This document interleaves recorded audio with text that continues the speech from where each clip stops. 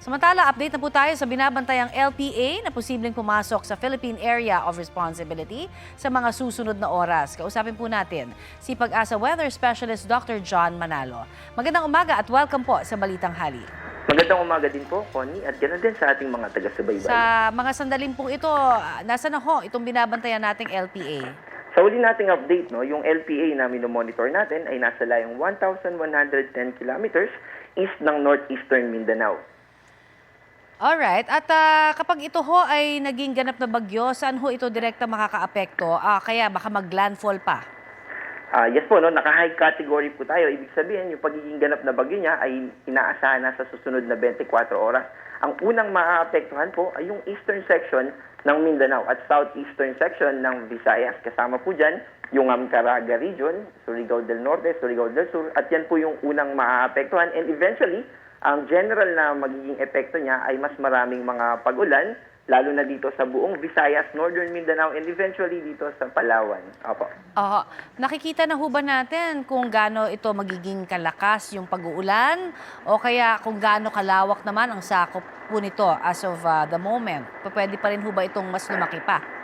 Opo. In terms of intensity, yung maximum na category na nakikita natin dito ay hanggang tropical storm lang. Ibig sabihin ito ay hanggang signal number 2. So in terms of winds, hindi naman po ito malakas o hindi ito ganun kalakas as compared dun sa mga super typhoon or sa mga nagta-typhoon category. Pero in terms of its cloud system, ay mas magiging mas marami yung mga pag-ulan niya dahil sa isusupply nitong shear line. So yung mga kaulapan nun plus yung kaulapan na dadalhin nitong LPA na magiging bagyong Basyang, ibig sabihin ay relatively may mga amount ito ng pag-ulan na at least 50 millimeters. At ibig sabihin nun, ng amount na yun ay posible yung mga flash floods at mga landslides sa mga bahain at landslide-prone areas. I see. Dito po sa Metro Manila, posible bang makaranas din ng mga pag-uulan sa linggong ito?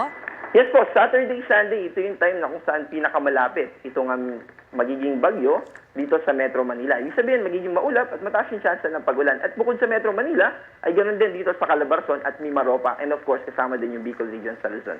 Dr. John, pwede ho bang pakipaliwanag itong tinatawag na aphelion phenomenon? Sa gitna po ng kumakalat na maling impormasyon online na mananatili raw ang malamig na panahon until August dahil po dyan.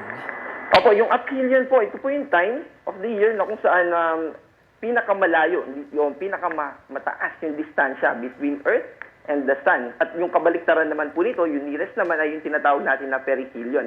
Pero yung contribution po niya dun sa halimbawa mag-extend yung northeast monsoon season o taglamig natin, hindi po yan. Sobrang liit po ng magiging influence niya as compared dun sa seasonality. So mas dominant yung seasonality natin, ibig sabihin ay during northeast monsoon, dun lamang po yung time na kung saan makakaranas tayo ng mga malamig na temperature. Hanggang March, minsan may mga huling pagbusto ng April, pero yung eventually March, April, May, yan na po yung start na magsisimula ng uminit yung ating mga temperatura. So aasahan po namin na hanggang matapos ang Pebrero malamig. Tama ba? Yes, posible po yun. Pero nagpa-fluctuate din po yan. Ayun. Not necessarily buong February. By the way, ngayon po ay unti-unti na bahagyang umihina yung amihan. Pero next week po, as early as Monday, Tuesday, ay magkakaroon ng muling surge, ng muling paglakas ng amihan.